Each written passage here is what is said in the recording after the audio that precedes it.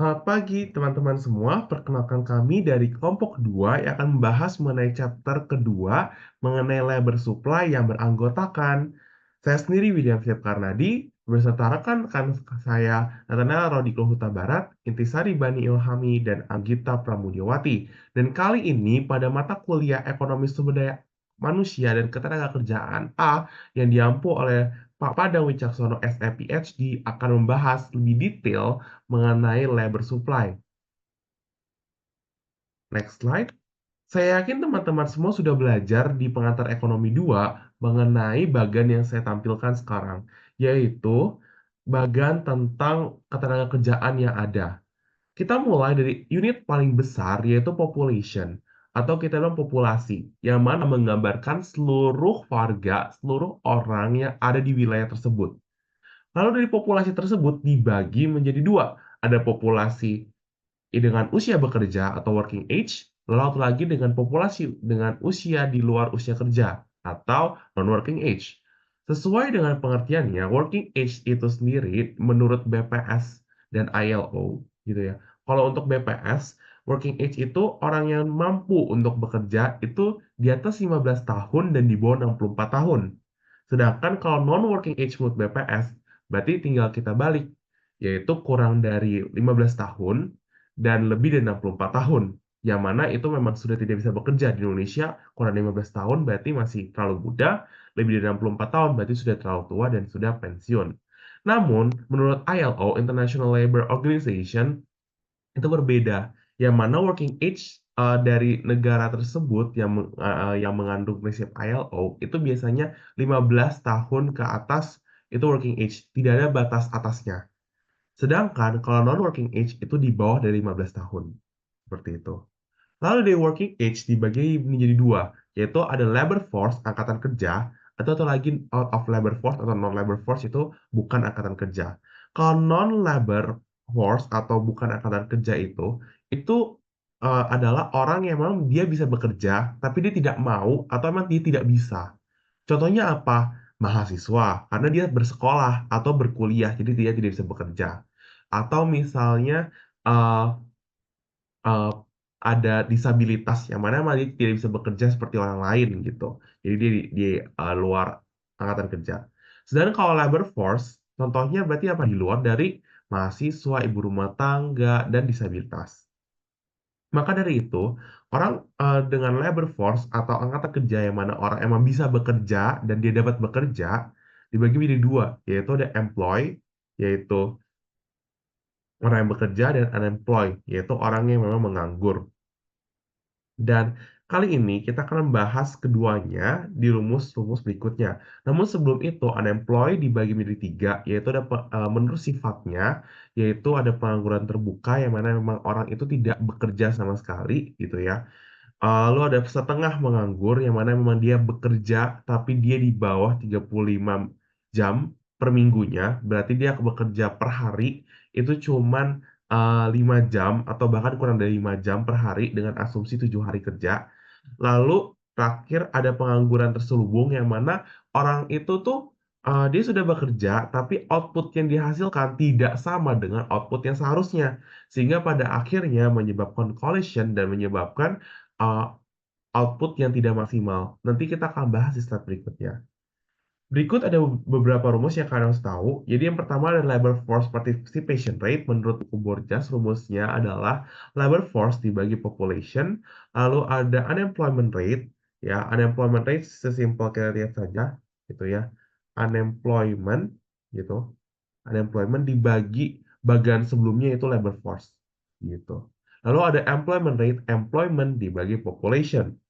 Lalu juga tadi saya sudah membahas tentang hidden unemployed atau pengangguran terselubung. Yang mana kita bisa lihat bahwa sebenarnya itu banyak sekali badan-badan statistik di setiap negara, contoh di USA, itu tuh menghasilkan kondisi uh, mere- yang meremehkan atau biasanya itu kondisinya tidak sesuai dengan realitanya.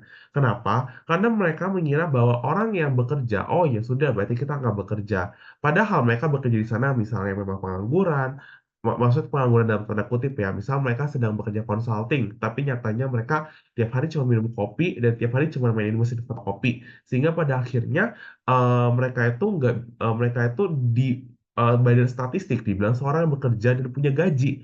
Namun kalau misalnya kita lihat dari output itu nggak sebanding, karena kamu consulting, kamu harusnya udah punya misalnya buat PowerPoint dan lain sebagainya, tapi kamu cuma mainin mesin fotokopi dan minum kopi aja gitu. Nah, maka dari itu, kembali lagi parameter ini memiliki batasan, yaitu kita kan dalam dunia ini nggak mungkin kan datang ke satu tempat lalu kita wawancara satu-satu, kita korek-korek satu-satu per orang gitu, sehingga kita cuma tahu berdasarkan kuesioner atau form yang ada, yang mana itu sangat amat memiliki keterbatasan, yaitu kita nggak tahu output orang itu bagaimana, orang itu dia bekerja bagaimana, dan lain sebagainya. Sehingga pada akhirnya angka pengangguran resmi di website itu seringkali nggak mencerminkan kondisi yang sebenarnya, terutama pas lagi resesi gitu. Yang mana sebenarnya ada orang dia tuh ingin bekerja gitu ya, tapi dia tuh nggak terhitung dalam data resmi, atau sebaliknya orang bekerja tapi pada akhirnya bekerja dia tuh nggak sesuai gitu. Oke. Maka dari itu, perlu sangat penting teman-teman tahu kondisi dari negara tersebut dan kondisi dari perusahaan tersebut bagaimana supaya menunjukkan angka pengangguran yang jauh lebih eh, bagus lagi. Maka dari itu, eh, untuk menghasilkan suatu negara yang baik atau bagus, biasanya kita mengambil parameternya dalam GDP, bukan dalam pengangguran saja, gitu. Oke, salah satu indikator terbesarnya kan weighting-nya di GDP, bukan pengangguran. Oke, lalu juga teman-teman di sini kita bisa melihat bahwa fakta yang ada di buku bahwa pada akhirannya terjadi penurunan signifikan gitu ya terhadap part-time employment gitu. Dan juga teman-teman bisa lihat dari rangkuman yang telah saya buat, sehingga pada akhirnya tren pasokan tenaga kerja di Amerika Serikat telah mengalami perubahan yang sangat amat signifikan, dan juga bisa kita lihat penurunan partisipasi pria dan peningkatan partisipasi wanita telah menjadi hal yang utama, dan juga kita bisa lihat bahwa terjadi trend shifting culture karena pada akhirnya wanita udah bisa sekolah. Sejak tahun 1900-an wanita sudah bisa bebas sekolah, wanita sudah bebas untuk banyak pendidikan, sehingga punya alternatif karir baru bagi mereka gitu. Dan rata-rata jam kerja mereka berkurang. Kenapa? Karena pada akhirnya mereka berpikir kalau misalnya mereka sudah tua ataupun sudah orang-orang yang gajinya merasa sudah cukup, lebih baik untuk mengurangi jam kerjanya. Apalagi dengan tren sekarang seperti misalnya mental health dan lain sebagainya. Oke. Dan nanti akan dijelaskan matematisnya oleh rekan saya di slide berikutnya. Oke, halo teman-teman semua, kenapa saya menggambarkan slide ini dalam bahasa Inggris? Supaya teman-teman tidak misinterpretasi, karena dalam slide ini ada beberapa istilah bahasa Inggris yang teman-teman saya rasa harus perlu tahu. Seperti yang kita lihat bahwa indifference curve kita sudah belajar sebelumnya di pengantar ekonomi, yang mana jika ada titik di satu indifference curve yang sama memiliki utility yang sama gitu. Oke.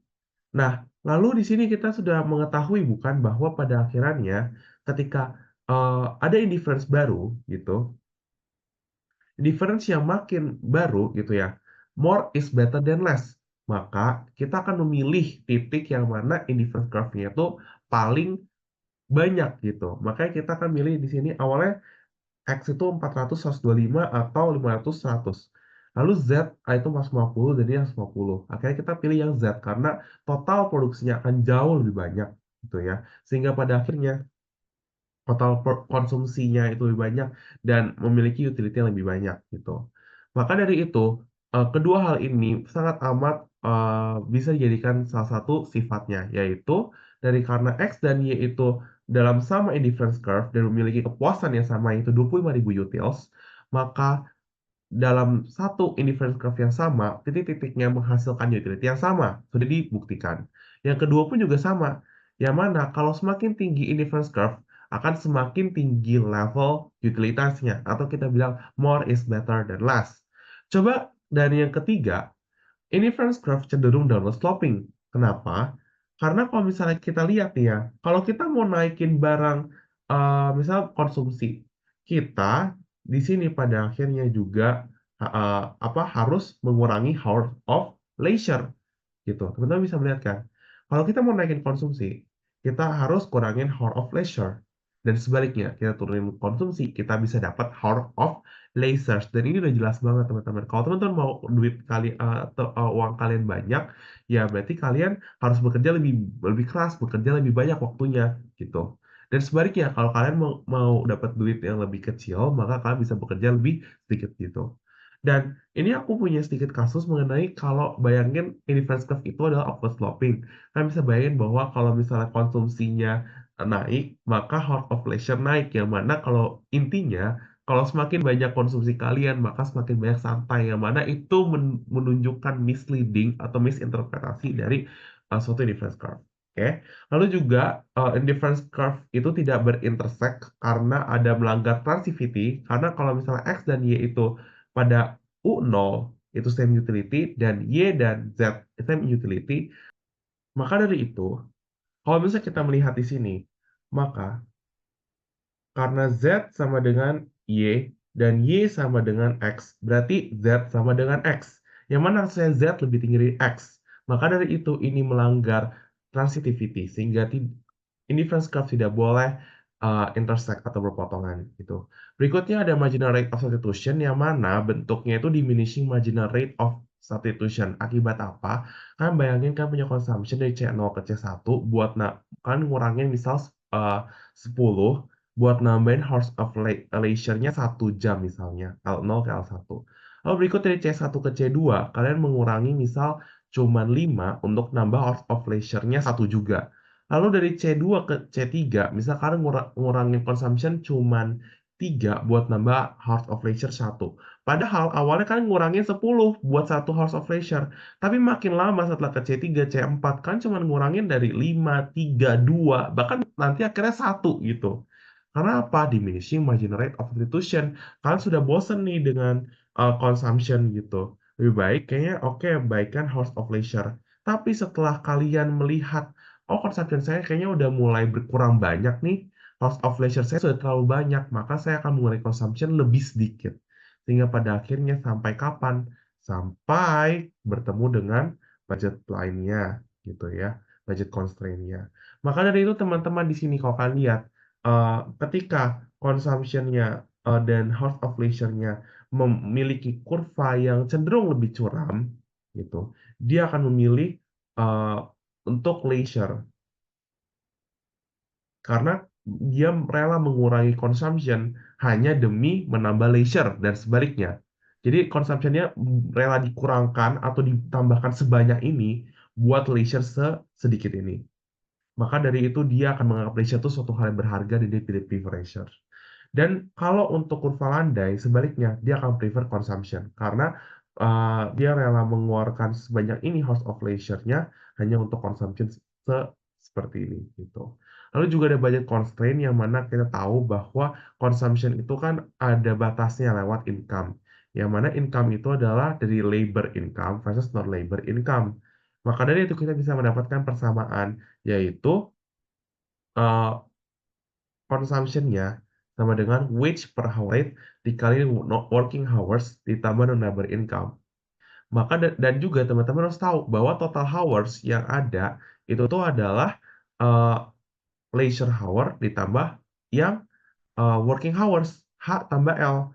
Sehingga working hours yaitu totalnya dikurangin leisure-nya. Sehingga kita bisa masukkan ke dalam persamaan, yaitu apa? Wage hour per rate dikali, ya. Hour-nya kita ganti menjadi total hour dikurangin leisure hour ditambahin non-labor. Sehingga jumlah akhirnya ketika kita masukkan rumusnya, yaitu consumption sama dengan W kali T.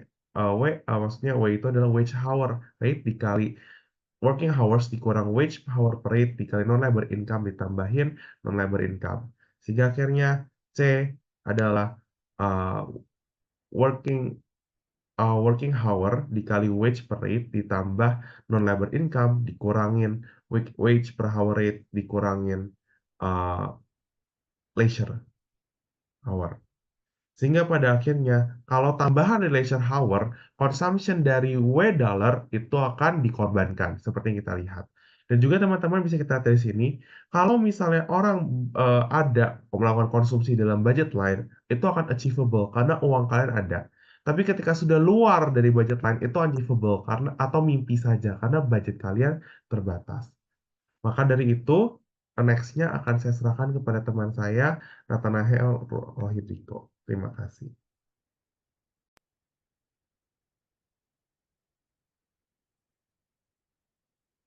Baik, selanjutnya saya akan melanjutkan materi saya yaitu The Hours of Work Decision.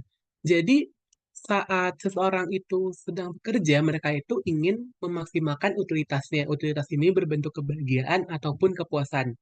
Dan ini dilakukan dalam konteks ESDMK dengan memilih kombinasi barang konsumsi dan waktu luang yang optimal. Dan pilihan ini dipengaruhi oleh anggaran yang dimiliki oleh orang tersebut.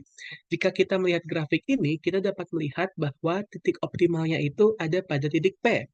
Jadi pada titik P ini, pekerja tersebut bekerja selama 40 jam per minggu, kemudian dia memakai 70 jam waktu luang dan membeli barang konsumsi senilai $500. Dan titik ini memberikan utilitas tertinggi senilai USTAR yang bisa dicapai oleh pekerja dengan anggaran yang pekerja tersebut miliki. Kemudian kita juga bisa melihat di sini ada titik Y.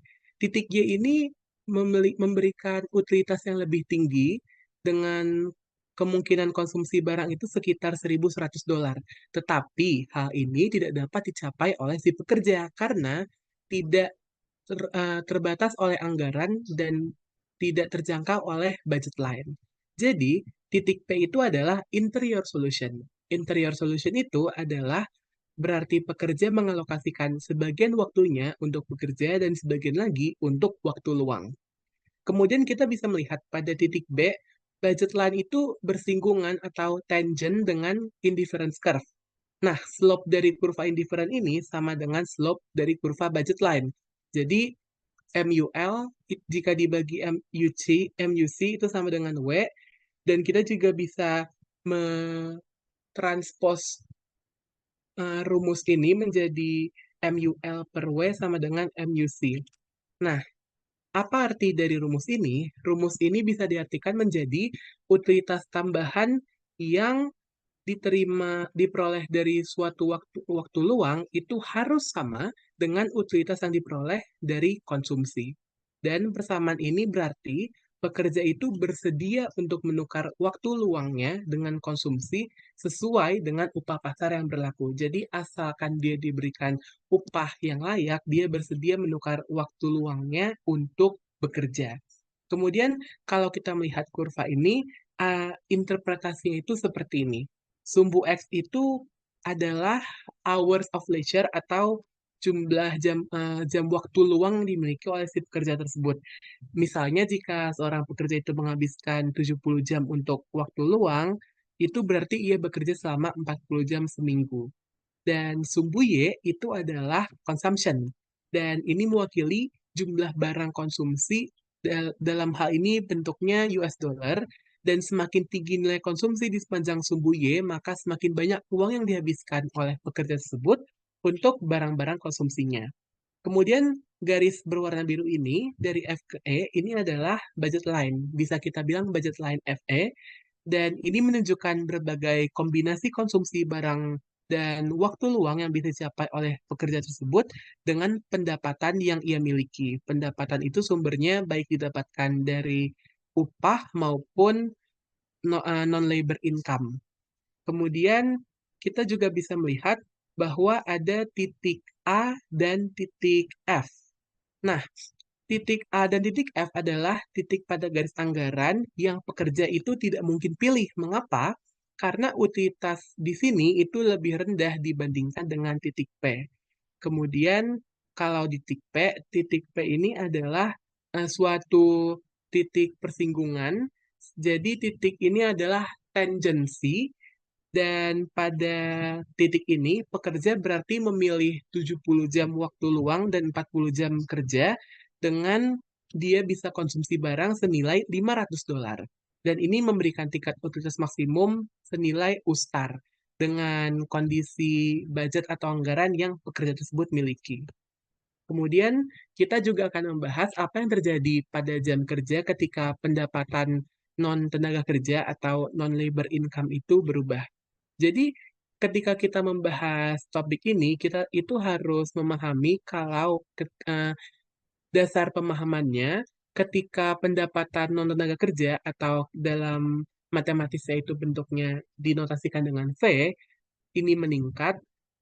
Pendapatan ini berarti pendapatan pekerja yang di luar dari apa yang dia kerjakan. Misalnya, dia punya dividen saham, dan dia juga punya warisan dari orang tuanya, itu adalah pendapatan yang dimana dia tidak bekerja yang formal untuk mendapatkan pendapatan itu.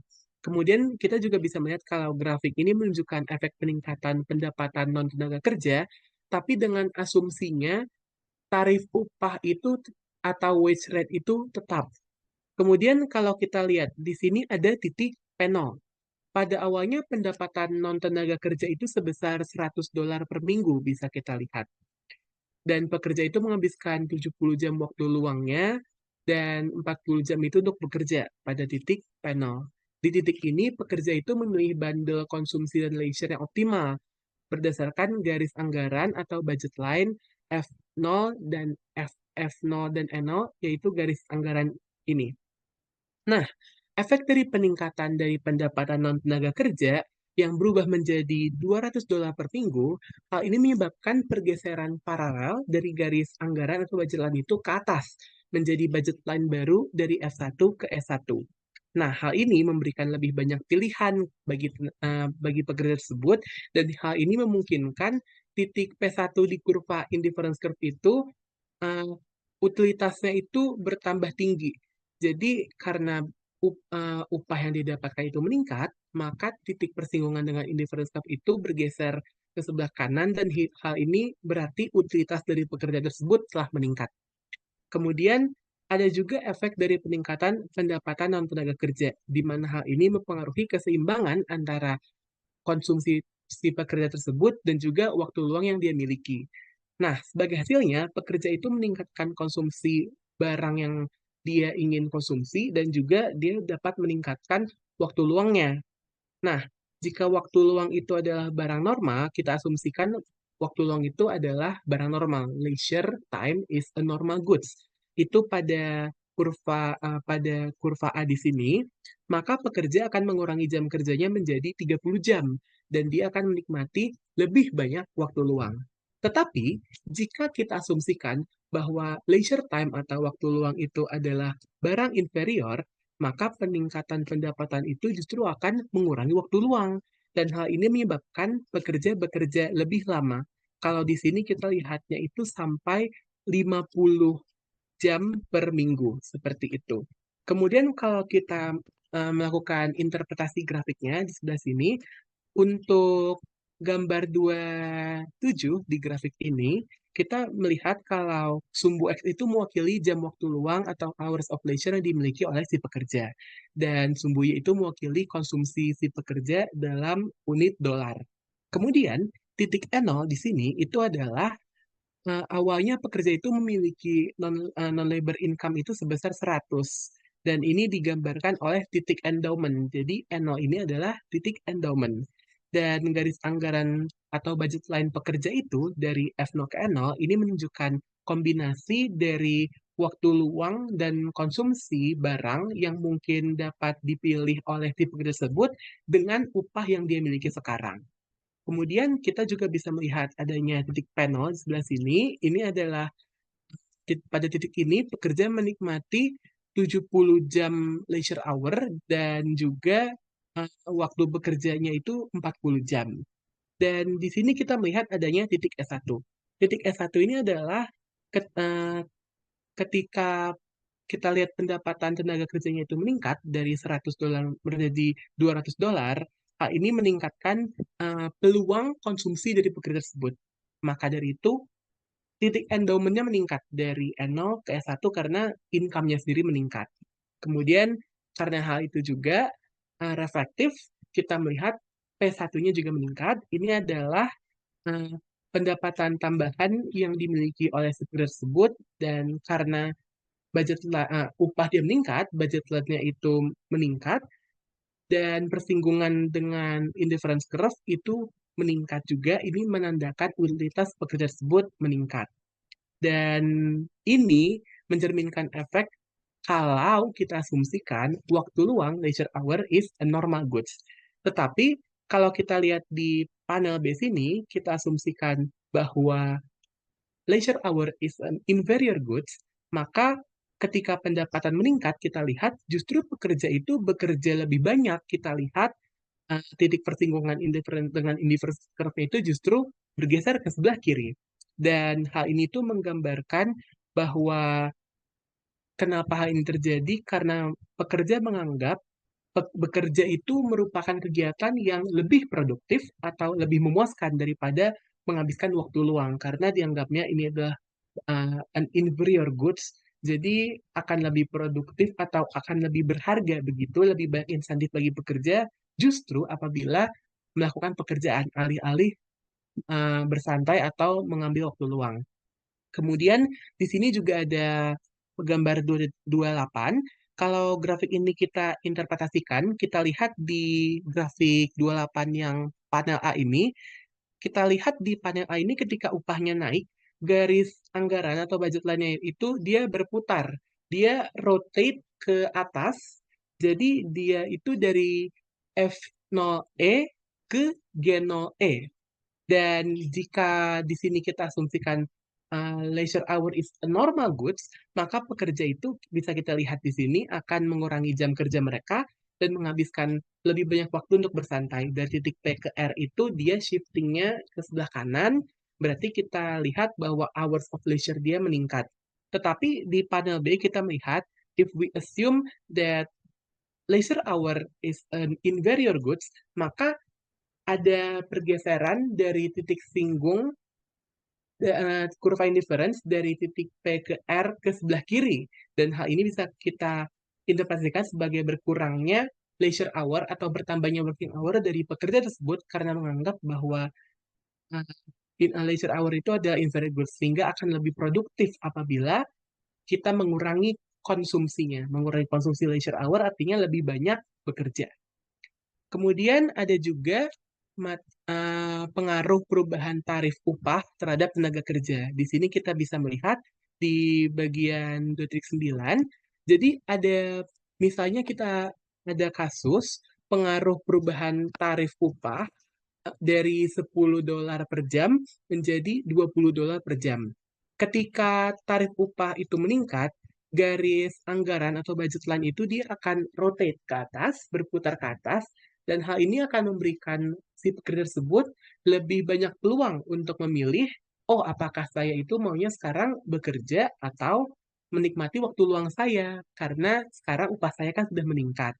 Tetapi, poin utama yang harus kita perhatikan adalah kenaikan upah ini tidak mempengaruhi titik endowment. Titik endowment itu yang titik E ini, karena artinya nilai barang yang bisa dikonsumsi ketika tidak bekerja itu tetap sama, baik ketika upah per jamnya $10 maupun $20 per jam. Jadi ada dua efek yang berbeda dari kenaikan upah ini. Jadi kalau kita lihat di grafik 29 panel A ini, kita melihat bahwa efek kenaikan upah itu yang dominan itu adalah income effect itu lebih dominan. Jadi ketika tarif upah itu naik, konsumsi optimal itu bergeser dari titik P ke titik R. Dan pekerja artinya sekarang lebih banyak mengkonsumsi waktu luang, artinya dia lebih banyak menikmati waktu luangnya. Bisa kita lihat di grafik ini dari 70 menjadi 75 jam. Dan jam kerja artinya berkurang juga dari 40 menjadi 35. Dan hal ini mencerminkan bahwa kenaikan upah itu meningkatkan pendapatan dan mendorong pekerja untuk mengurangi jam kerjanya untuk menikmati lebih banyak waktu luang. Nah, karena terutama dimotivasi oleh pendapatan yang meningkat, maka income effect itu dominan pada kasus ini.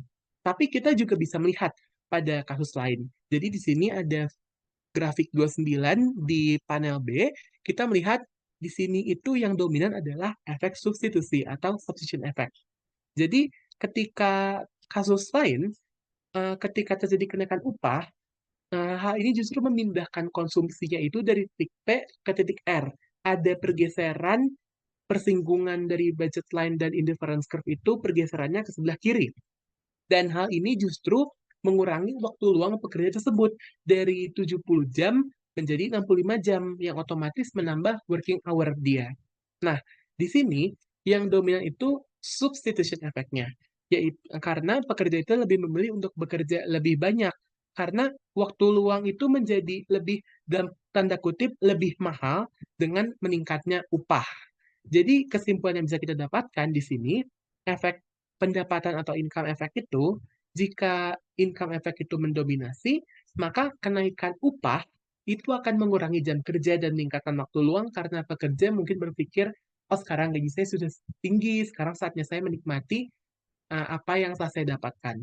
Tetapi jika substitution effect yang dominan, kenaikan upah itu justru akan meningkatkan jam kerja dan mengurangi waktu luang karena pekerjanya berpikir, oh dengan kenaikan upah ini saya takutnya apabila saya menikmati waktu luang saya tidak dapat menikmati kenaikan upah ini lagi. Mungkin atasan saya akan memotong gaji saya atau saya tidak akan mendapatkan kenaikan upah seperti ini lagi di masa depan jika saya berleha-leha, bersantai-santai. Jadi dia akan justru lebih hustle untuk meningkatkan jam kerjanya, seperti itu.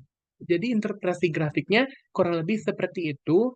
Dan kalau kita lihat di panel A ini, kesimpulannya adalah pada akhirnya, karena income effect itu lebih mendominasi, maka si pekerja akan mengurangi total jam kerjanya dari 40 jam menjadi 35 jam setelah kenaikan upah. Jadi, walaupun efek substitusi itu ada, tapi itu hanya sedikit mendorong sedikit saja.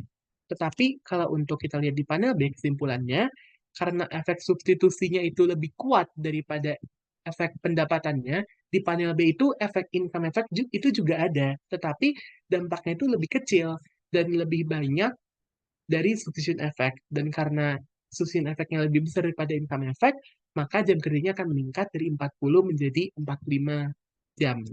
Kemudian ada topik to work or not to work. Jadi pekerja itu juga memikirkan apakah dia itu akan memutuskan untuk bekerja sekarang atau tidak. Jadi kita bisa lihat ada di grafik ini, di sini ada yang namanya endowment point. Di sebelah sini ini yang E. Jadi seseorang itu yang memilih untuk tidak bekerja itu akan tetap berada pada endowment point atau E, dan dia akan menikmati unit utilitas atau kebahagiaan itu sebesar U0. Dan pada titik ini mereka hanya menghabiskan waktunya itu untuk leisure, untuk bekerja tanpa adanya working hours seperti itu. Kemudian tarif upahnya itu ada juga tarif upah. Ini itu ditandai dengan W low dan juga tarif upah tinggi. Dan juga ada namanya upah reservasi atau reservation wage. Upah reservasi ini adalah upah minimum yang diperlukan untuk membuat seseorang itu indifference antara dia maunya itu tetap tidak bekerja atau mulai bekerja. Dan yang perlu diingat adalah jika tarif upahnya itu lebih rendah daripada reservation wage, orang tidak akan mau bekerja. Namun jika tarif upahnya itu di atas reservation wage, maka orangnya itu akan termotivasi untuk masuk ke tenaga kerja.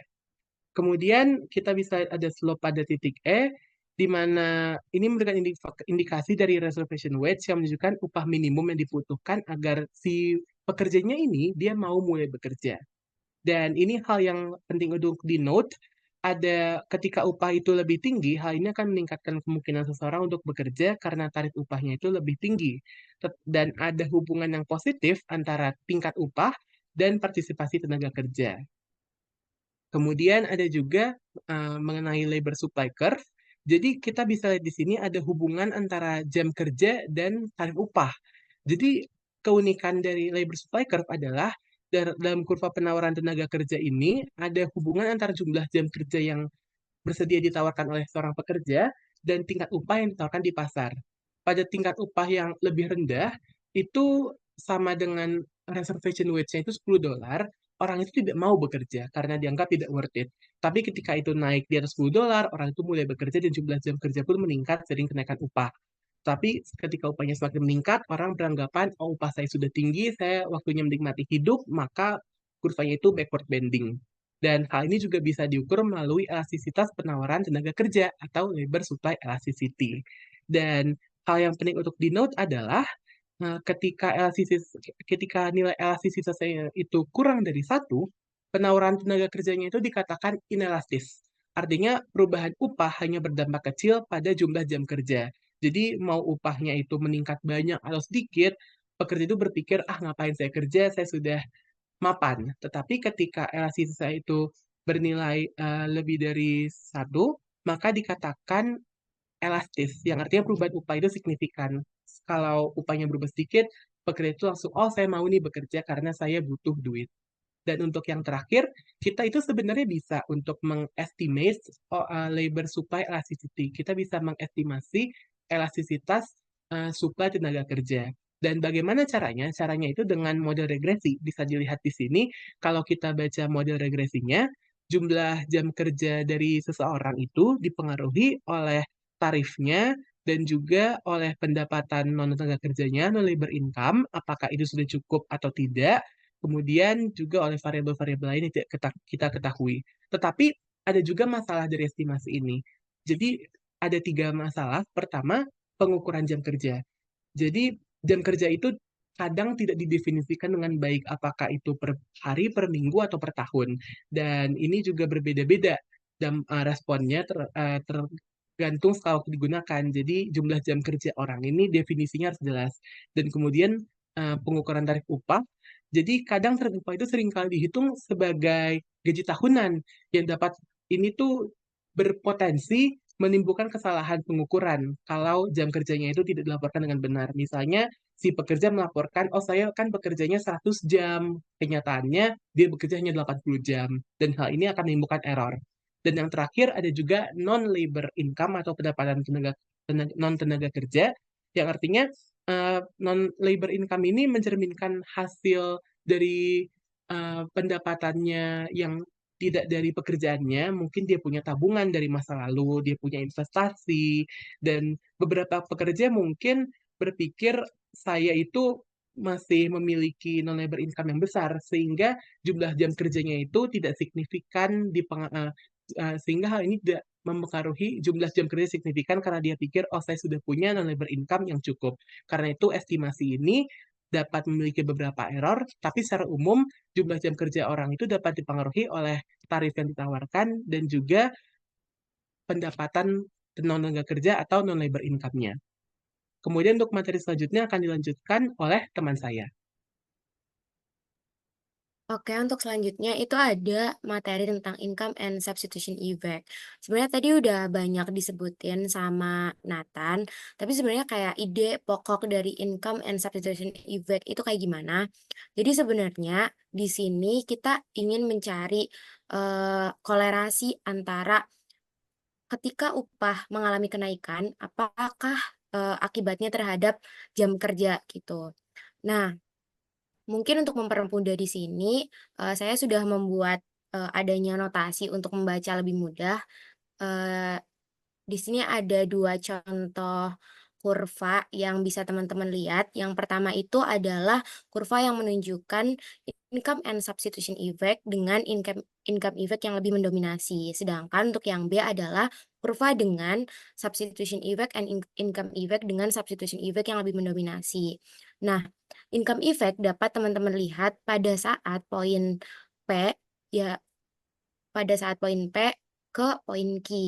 Nah, pada kurva yang pertama atau pada kurva yang A, di mana income effect-nya lebih mendominasi, pada saat P bergeser ke arah titik Q, menandakan bahwa adanya peningkatan waktu luang kita dari yang awalnya 70 jam per minggu menjadi 85 jam per minggu, atau bisa dikatakan kita memiliki 15 jam tambahan untuk waktu luang, atau dalam kata lain pengurangan terhadap jam kerja kita sebesar 15 jam. Sedangkan untuk substitution effect kita bisa melihat dari titik Q ke titik R, di mana pergeserannya tersebut ke arah kiri, yang artinya apa? Terdapat pengurangan waktu luang kita dari 85 jam per minggu menjadi 75 jam per minggu, atau yang berarti kita menambah jam kerja kita yang berjumlah yaitu 10 jam per minggu. Nah, lalu untuk kurva yang kedua, di mana substitution effect lebih mendominasi, pada titiknya sama pada saat titik P ke titik Q merupakan income effect, di mana dalam hal ini waktu luang kita bertambah dari 70 jam per minggu menjadi 80 jam per minggu. Sedangkan substitution effect terjadi pada saat titik Q ke titik R yang awalnya 80 jam per minggu menjadi 65 jam per minggu. Nah, kesimpulannya apa teman-teman? Kesimpulannya itu yang pertama adalah pada saat upah naik dan substitution effect lebih mendominasi daripada income effect, ternyata terjadi peningkatan jam kerja atau upah atau kenaikan upah memiliki kolerasi yang positif terhadap jam kerja. Lalu kesimpulan yang kedua adalah pada saat upah naik, ternyata eh, jam kerja kita itu mengalami penurunan atau kita memutuskan untuk mengurangi jam kerja kita karena apa? Karena income effect kita lebih besar dari substitution effect yang menandakan bahwa adanya kolerasi yang negatif. Boleh di next. Nah, selanjutnya ada the reservation wage. Sebenarnya ini kayak hampir sama juga yang sudah dijelaskan oleh Nat tadi tentang kita itu harus memutuskan bekerja atau enggak sih gitu-gitu. Nah, jadi eh, kita bisa dihadapkan pada dua kondisi eh, tentang upah kita. Yang pertama itu adalah pada saat kita berada pada kondisi di mana upah kita itu rendah atau wage kita ini low gitu. Nah, keputusan yang tepat pada saat kita berada dalam kondisi ini adalah untuk tidak bekerja. Sedangkan pada saat kita berada di titik upah yang tinggi atau wage kita cukup tinggi, kita dianjurkan lebih baik untuk bekerja. Lalu, the reservation wage ini terjadi saat apa? Terjadi saat indifference curve kita itu menyinggung endowment point, yaitu titik E di bawah. Nah, pertanyaannya itu adalah apabila seseorang memilih untuk tidak bekerja, itu akan mendapatkan utilitas atau tidak? Jawabannya itu adalah tetap mendapatkan utilitas. Besarnya berapa? Besarnya adalah 0. Nah, sebagai contoh, apabila terjadi kenaikan upah dari $10 menjadi $20 per jam untuk seseorang yang bekerja 40 jam per minggu, membuat waktu luang lebih mahal, sehingga dia ingin bekerja lebih banyak, dan membuat orang tersebut lebih kaya, sehingga dia ingin bekerja lebih sedikit. Sebaliknya, jika orang tersebut tidak bekerja sama sekali, kenaikan tingkat upah tidak berpengaruh pada pendapatan realnya. Karena apa? Karena dia tidak bekerja. Nah, jumlah barang yang dapat dibeli oleh seseorang yang tidak bekerja itu tidak bergantung pada apakah tingkat upah potensialnya adalah $10 atau $20 per jam. Oleh karena itu, kenaikan upah potensial seseorang yang tidak bekerja tidak menghasilkan substitution effect. Nah, eh, reservation wage itu kita bisa lihat di mana. Jadi, reservation wage itu kita bisa lihat di titik W star. Nah, kesimpulannya, teori ini sebenarnya ingin memprediksi hubungan positif antara tingkat upah seseorang dan kemungkinan dia bekerja. Boleh di next. Lalu yang ketiga ada deriving a labor supply curve for a worker. Nah, jadi kurva penawaran tenaga kerja itu menggambarkan hubungan antara tingkat upah dan jam kerja. Oleh karena itu, sumbu X di sini adalah jam kerja dan sumbu Y adalah tingkat upah. Lalu pada saat upah di bawah reservasi atau di bawah $10, maka orang tersebut tidak akan bekerja. Sedangkan pada saat upah lebih tinggi dari $10, maka orang tersebut memasuki pasar tenaga kerja. Lalu segmen kurva penawaran tenaga kerja yang miring ke atas ini menyiratkan bahwa substitution effect itu lebih kuat pada awalnya. Tetapi segmen yang melengkung ke belakang menyiratkan bahwa income effect lalu mendominasi pada akhirnya. Nah, kurva penawaran tenaga kerja di pasar tenaga kerja agregat didapatkan dengan menjumlahkan jam kerja yang bersedia dilakukan oleh semua orang dalam perekonomian pada tingkat upah tertentu. Kurva penawaran tenaga kerja di pasar diperoleh dengan menjumlahkan kurva penawaran semua pekerja secara horizontal. Nah, untuk mengukur responsivitas atau elastisitas jam kerja terhadap perubahan tingkat upah, kita bisa mendefinisikan elastisitas penawaran tenaga kerja sebagai rumus di bawah ini yang warna merah. Boleh next. Oke, kita masuk materi selanjutnya yaitu policy application yang pertama itu tentang the earned income tax credit. Jadi ini tuh sebenarnya kayak pemerintah tuh ngembaliin pajaknya ke kita lagi gitu loh. Dan ini sebenarnya cuma diterapkan di USA. Kalau di Indonesia sendiri, kita tidak ada penerapan pengembalian pajak secara cash. Namun pengembalian pajak ini biasanya bisa dalam bentuk transfer payment kayak ada PKH, ada bantuan sosial kayak kemarin COVID, terus bantuan dari presiden dan lain-lain. Nah, untuk mengetahui lebih lanjut bagaimana sih skema dari si tax return ini atau the earned income tax credit. Oke, kita bisa lihat di kurva yang bawah. Jadi sebenarnya itu ada 4 stage. Cuman kita identifikasikan aja jadi 3 stage. Yang pertama itu stage yang paling bawah. Itu ketika pendapatan kita tuh di bawah $11.000 per tahun, maka kita tuh bisa ngeklaim penambahan income dari tax return kita sebesar 40% dari income yang kita dapatkan. Jadi misalkan kita punya income sebesar $1.000 per tahun, maka kita bisa dapat tambahan income sebesar sekitar $400. Maka total pendapatan yang kita dapatkan di tahun itu menjadi $1.400. Oke. Dari perubahan ini, kita bisa melihat ada pergeseran budget line yang slope-nya berbeda dengan original budget line. Lalu kita menuju ke stage yang kedua, yaitu ketika pendapatan kita tuh berada di level $11.000 per tahun sampai $14.370 per tahun. Oke, kalau di skema yang kedua ini, kita tuh ketika kita memiliki penghasilan antara 11.000 sampai 14.370 itu, kita mendapatkan tax return hanya 4.400. Jadi walaupun kita semakin banyak mendapatkan pendapatan, tax return kita tetap saja di angka 4.400. Lalu kita ke stage yang ketiga.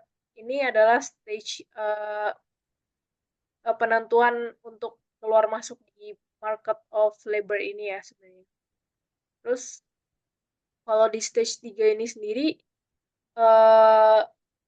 sebenarnya mirip-mirip dengan stage 2, cuman bedanya tuh ketika kita sudah memiliki income lebih dari 14.370, maka kita akan mengurangi si tax return ini. Jadi bukan mengurangi pendapatan kita, tapi tax return ini akan turun terus seiring bertambahnya jam kerja kita.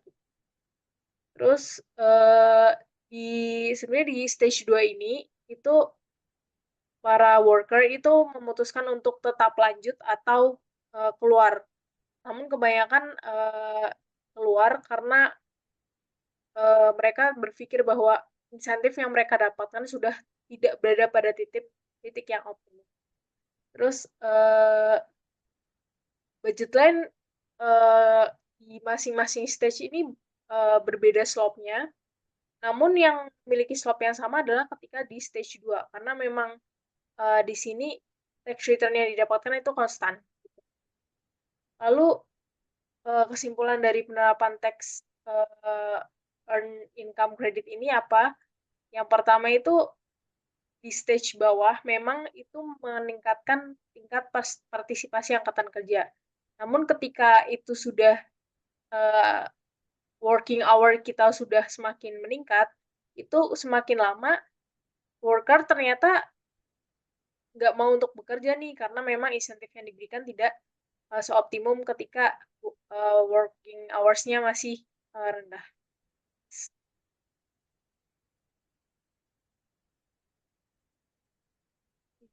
Next. Oke, selanjutnya policy application yang kedua itu kita akan membahas mengenai yang aplikasi dari si tax income credit ini terhadap indifference curve, dan budget line. Oke, dari stage yang pertama yang tadi, kita bisa melihat bahwa budget line-nya itu kita shifting dan membentuk slope yang berbeda. Dari sinilah terbentuk indifference curve yang lebih optimum dibandingkan indifference curve yang sebelumnya. Hal ini mendorong worker-worker untuk masuk ke dalam pasar, dan mereka sehingga tingkat partisipasi angkatan kerja itu naik. Lalu ketika di stage 2, itu indifference curve naik, sehingga kepuasan dari worker ini semakin meningkat. Namun di titik ini kemungkinan ada leisure yang naik, namun working hours-nya bisa aja turun gitu. Jadi seperti yang saya katakan tadi, bahwa tidak ada insentif yang maksimum untuk memotivasi pekerja untuk terus bekerja gitu. Lalu di stage 3 juga sama, ini juga penentuan untuk keluar masuk ke pasar labor market ini. Next. Oke, yang selanjutnya ini kita akan berbicara tentang labor supply over the life cycle. Sebenarnya yang kita tahu ini, kita manusia memiliki keterbatasan untuk tetap produktif. Yang pastinya yang pertama adalah usia gitu. Kalau misal kita lihat di grafik yang sebelah kiri atas sendiri, itu kita melihat bahwa gaji dengan usia yang rendah itu ternyata kita memiliki gaji yang rendah. Kenapa? Karena walaupun kita memiliki fisik dan semangat yang tinggi, namun skill kita tidak mumpuni untuk bisa mendapatkan gaji yang cukup tinggi.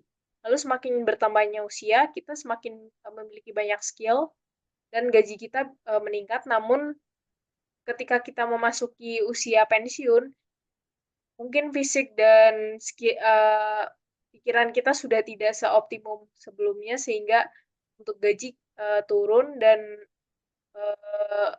presentase tenaga angkatan kerjanya juga turun. Namun kita lihat di Indonesia, ternyata ketika memasuki usia pensiun, tetap banyak orang yang masih bekerja karena memang mereka menanggung hidupnya sendiri gitu. Terus dari dua itu kita bisa melihat ada dua teori mengenai added worker effect. Kalau yang added worker effect ini sebenarnya kita berbicara kalau misalkan kita ada salah satu dari anggota keluarga kita yang dipecat, maka kita harus mencari pekerjaan untuk menutupi income yang kosong itu. Perbedaannya dengan discouraged worker effect apa? Kalau misal discouraged worker effect ini kita udah cari kerja, tapi kita nggak dapat dan kita putus asa sehingga kita tidak masuk lagi ke dalam perhitungan angkatan kerja gitu. Jadi kalau misalkan yang lebih untungnya mana, yang pastinya added worker effect, karena kita masih punya semangat untuk menutupi income yang hilang ini. Next. Oke, untuk pembahasan yang terakhir adalah mengenai policy application untuk disability benefits and labor force participation. Sebenarnya ini mirip dengan yang pertama, yaitu the earned income tax credit. Kurang lebih seperti subsidi untuk masyarakat orang-orang yang memiliki disabilitas. Lalu untuk efeknya apa? Sebenarnya kurang lebih sama dengan tax return tadi. Namun kita menemukan ada beberapa masalah tambahan yang muncul ketika kita menerapkan si policy application disability benefit ini. Yang pertama itu tunjangan ini nih membuat masyarakat itu berpikir bahwa lebih baik kita menerima insentif dari pemerintah daripada kita bekerja. Lalu yang kedua ini kehilangan tunjangan jika bekerja. Kalau misalkan bekerja, kita mendapatkan penghasilan. Ketika kita mendapatkan penghasilan, maka pemerintah cenderung untuk mengurangi subsidi untuk orang-orang yang memiliki disabilitas tersebut. Lalu yang ketiga itu menyebabkan ketergantungan pada tunjangan. Karena memang dari awal kita sudah memberikan tunjangan, maka orang-orang itu hanya bergantung pada tunjangan yang mereka dapatkan setiap bulan, mungkin setiap tahun gitu. Lalu yang keempat, kebijakan yang mengurangi insentif kerja. Kalau program Social Security Disability Insurance ini sendiri bisa mengurangi insentif untuk kerja lebih banyak, terutama jika tambahan upaya bekerja hanya sedikit meningkatkan penghasilan bersih seseorang, karena tunjangan yang mereka terima akan berkurang dengan signifikan. Lalu yang kelima itu preferensi untuk pensiun dini. Beberapa orang yang mungkin menggunakan program Social Security ini mungkin berpikir tunjangan yang mereka dapatkan ini udah cukup untuk memenuhi kebutuhan dasar mereka. Jadi mereka menganggap bahwa kalau kerja lebih lama tidak memberikan manfaat yang signifikan terhadap hidup mereka. Lalu untuk yang terakhir pastinya mengenai birokrasi, yaitu tentang kompleksitas proses pengajuan. Proses pengajuan ini tidak mudah, makanya banyak orang yang mungkin kesulitan untuk mendapatkan si Social Security ini. Gitu. Mungkin sekian dari kami. Terima kasih.